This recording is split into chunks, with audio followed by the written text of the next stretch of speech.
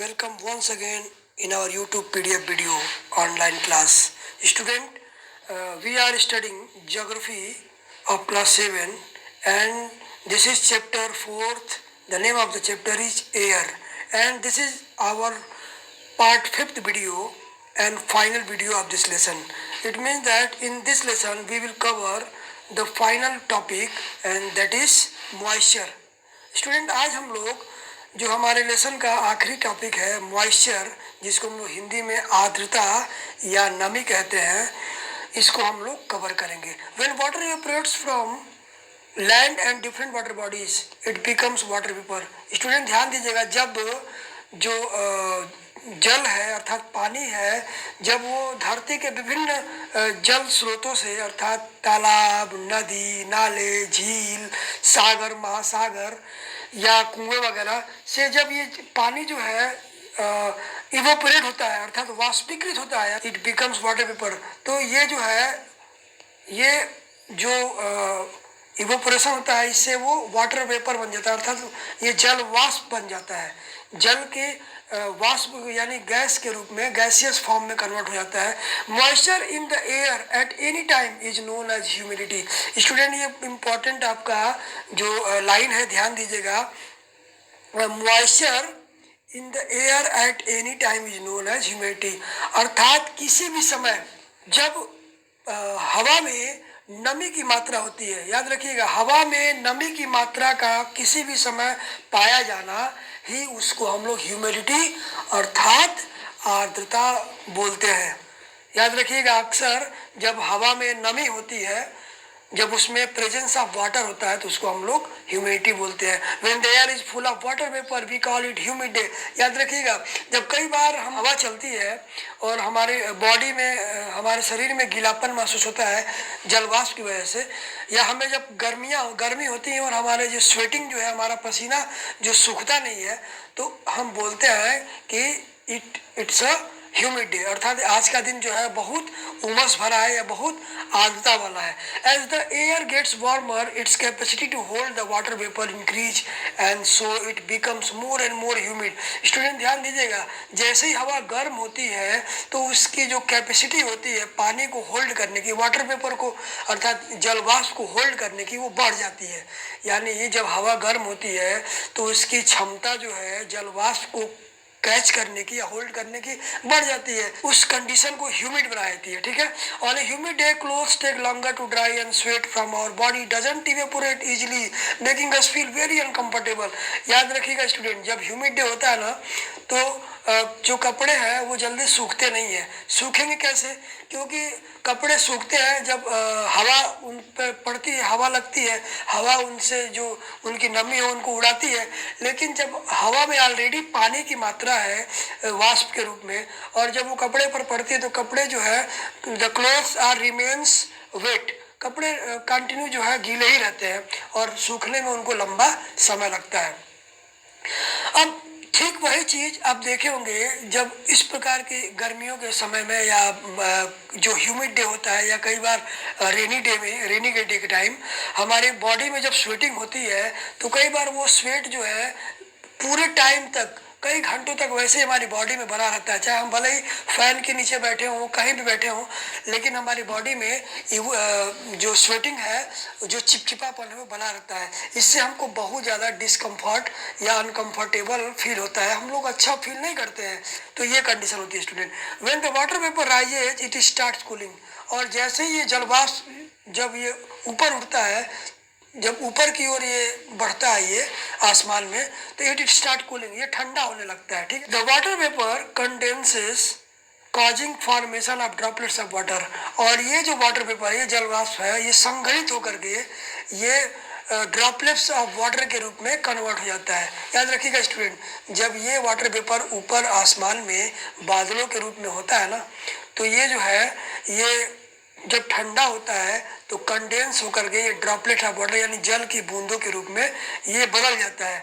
Clouds are just masses of such water droplets. और जो हमारा बादल होता है ना, बादल इन्हीं वाटर ड्रॉपलेट्स अर्थात जल की बूंदों का एक विशाल समूह होता है. ठीक है. जितना भी बादल आप देखते हो, ये सारे बादल जो होते हैं ये वाटर ड्रॉपलेट्स के विशाल ये समूह होते हैं। When these droplets of water become too heavy to float in air, और जब ये ड्रॉपलेट्स एक दूसरे से जुड़ करके बहुत बड़े हो जाते हैं और बहुत हैवी हो जाते हैं, यानी जब बादल इनको रोकने में अक्षम हो जाता है, यानी जब ये हवा में तैर नहीं सकते हैं, then they come down as precipitation, और उस समय ये क्या करते हैं, they start falling on the earth, on the ground as a precipitation और in the form of rain, अर्थात ये precipitation अर्थात संघनित होकर के धरती पर वर्षा के रूप में बरसने लगते हैं। Jet planes flying in the sky leave a white trail behind them.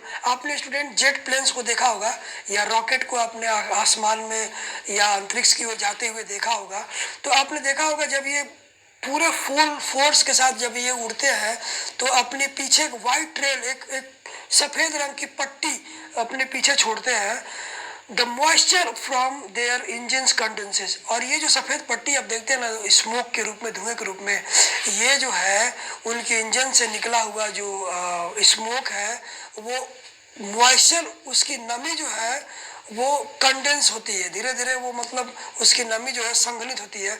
We see trails of this condensed moisture for some time when there is no air movement to disturb it, और ये जो हम लोग trail है, और ये जो पट्टी हम लोग है, हम लोग उस समय तक देखते हैं जब ये कंडेंस होता है, यानी मॉइस्चर जो नमी है इनकी धीरे धीरे कम होने लगती है, जब तक कि कोई हवा जो आकर के इनको ये वहाँ से उड़ा न दे या वहाँ से हटा न दे। Precipitation that comes down to the earth in liquid form is called rain, अर्थात precipitation जो होता है when droplets of water become too heavy and start falling on the earth in the form of rain, that the process is called precipitation, अर्थात जो बादल में जो जल की बूंदे हैं उनका भारी होकर के और धरती पर क्या होना, बारिश के रूप में बरस जाना ही प्रेसिपिटेशन या संघनन बोलते हैं। Most of the ground water comes from rain water. Student ध्यान दीजिएगा, हमारी धरती पर जितना भी जो पानी हम देखते हैं अधिकतर वो मोस्टली जो वाटर है वो रेन वाटर यानी वर्षा के रूप में मिलता है। प्लांट्स हेल्प प्रिजर्व वाटर, पौधे जो है वो हमारी मदद करते हैं पानी को प्रिजर्व करने में, अर्थात पानी को संरक्षित करने में। When trees on hillsides are cut, rainwater flows down the bare mountains and can cause flooding of low-lying areas। Student ध्यान दीजिएगा, जब पहाड़ी इलाकों में या जो हिली एरिया, जो ढलान वाले इलाके होते हैं, जब वहाँ पर हम लोग पेड़ों को काट देते हैं और जब बारिश होती है तो बारिश अपने साथ काफी तेजी से जो नंगे पहाड़ों को, अर्थात बिना पेड़ों के जो पहाड़ के ढलान है उनसे तेजी से वो पानी बहता हुआ नीचे आता है, अपने साथ मिट्टी चट्टानों को लेकर बहा करके, और वो कई बार क्या होता है, बाढ़ का कारण भी बनता है निचले इलाकों में। ठीक है, on the basis of mechanism there are 3 types of rainfall, the conventional rainfall, the orographic rainfall and the cyclonic rainfall. अगर हम क्रिया विधि की बात करें तो जो 3 प्रकार के वर्षा के रूप होते हैं कन्वेंशनल रेनफॉल, ये फिगर में देखते हैं। जो आपका पहला कन्वेंशनल रेनफॉल है स्टूडेंट, इसको हम लोग संवाहनी वर्षा कहते हैं। क्या बोलते हैं, हिंदी में कहते हैं संवाहनी वर्षा। ठीक है, जो नंबर 2 है आपका वो है ओरियोग्राफिक, या इसको रिलीफ रेनफॉल भी कहते हैं, अर्थात इसको पर्वतीय वर्षा, पर्वतकृत वर्षा भी इसको बोलते हैं। और 3rd है स्टूडेंट हमारा जो है आपका साइक्लोनिक रेनफॉल, अर्थात चक्रवाती वर्षा। ठीक है स्टूडेंट, तो आइए इनको एक एक करके जानते हैं। बात करते हैं पहले कन्वेंशनल रेनफॉल, यानी कन्वेंशनल रेनफॉल जो होते हैं when energy of sun hits the earth's surface and causes water to evaporate changing to water vapor, अर्थात जब अत्यधिक सूरज की गर्मी के कारण जो जलाशयों का जो जल है वो तेजी से एवेपोरेट होता है, और उससे क्या होता है कि इक्वेटोरियल रीजन में अत्यधिक एकाएक जो है बहुत अधिक मात्रा में जो है वो क्लाउड फॉर्म होता है, अर्थात बादल बनते हैं, और बहुत जोर से यानी काफ़ी तेज वर्षा होती है। हालांकि ये वर्षा कुछ ही देर के लिए होती है, लेकिन कुछ ही देर में काफ़ी तेज वर्षा हमको देखने को मिलती है कन्वेंशनल टाइप ऑफ रेनफॉल में। ओके स्टूडेंट, जो नंबर सेकंड है हमारा ओरियोग्राफिक रेनफॉल या रिलीफ रेनफॉल, इसको हम लोग पर्वतीय वर्षा कहते हैं। तो ओरियोग्राफिक रेनफॉल क्या होता है? When masses of air forced up the side of elevated land formations such as mountains the lift the air up and side of the mountain results in adiabatic cooling। यानी जो आपका ये पर्वतीय वर्षा होती है, इसमें क्या होता है, जब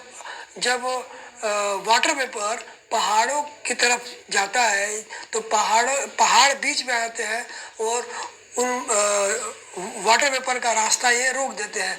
जब वाटर वेपर का रास्ता रोक देते हैं तो फिर वहाँ से वो ऊपर उठ जाता है, यानी उनके अवरोध के कारण ये जो वाटर वेपर ऊपर उठने लगते हैं। जैसे जैसे ऊपर उठते हैं तो ये कंडेंस होने लगते हैं, और ये जो कंडेंस होकर के जो बादल हैं ये कंडेंस होकर के फिर उन्हीं इलाकों में, उन्हीं पहाड़ी एरिया में जो है ये बरसना शुरू कर देते हैं। मतलब कंडेंस होने के बाद, अर्थात ठंडे होकर के संघनित होकर के बरसना शुरू कर देते हैं। तो इस प्रकार से पहाड़ी इलाकों में वर्षा होती है, उसको हम लोग ओरोग्राफिक या रिलीफ रेनफॉल बोलते हैं। अब आइए थर्ड की बात करें, साइक्लोनिक रेनफॉल। साइक्लोनिक रेनफॉल को हम लोग चक्रवाती वर्षा भी कहते हैं student.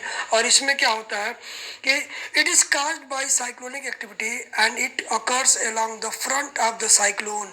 It is formed when two masses of air of different temperature, humidity and density meets. Student, जो साइक्लोनिक रेनफॉल होते हैं ये साइक्लोन के कारण पैदा होते हैं। और साइक्लोन कैसे पैदा होता है?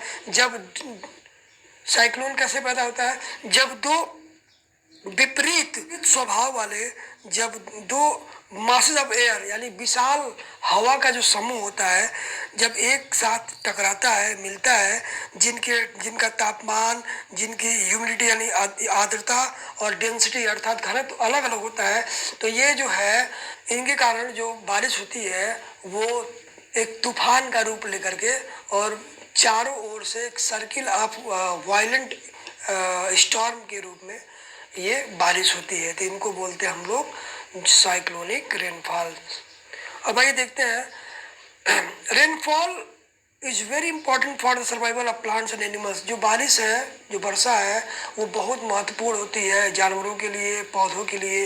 It brings fresh water to the earth surface, ये धरती को ताज़ा पानी उपलब्ध कराती है। और if rainfall is less, water scarcity and drought अगर बारिश कम होगी तो आपको पता है पानी की कमी होगी, और पानी की कमी होगी तो सूखे की स्थिति, ड्रॉट में सूखा होता है, चारों ओर आपको सूखा देखने को मिलेगा। One on the other hand if it is more flood take place, या दूसरी ओर ये भी हो सकता है कि अत्यधिक बारिश होगी तो बाढ़ की भी स्थिति हो सकती है। ठीक है, अदर फॉर्म्स ऑफ यहाँ पर प्रेसिपिटेशन दिया है डू यू नो में। तो अदर फॉर्म्स ऑफ प्रेसिपिटेशन की बात करें तो वो स्नो होता है, स्लीट होता है और हेल होता है स्टूडेंट। सो स्टूडेंट, स्नो का मतलब आप जानते ही हो, बर्फ होता है। स्लीट का मतलब होता है जब ओलों के साथ बारिश होती है तो उसको स्लीट बोलते हैं, यानी ओला वृष्टि। और हेल का मतलब होता है ओले गिरना। तो ये जो है कुछ अन्य जो है संघनन के रूप है। तो इस तरह से हमारा ये लेसन समाप्त हुआ स्टूडेंट। अगर आपको कोई भी डाउट लेसन से तो आप कभी भी व्हाट्सएप ग्रुप पे मैसेज करके पूछ सकते हैं। So okay, good luck, all the best.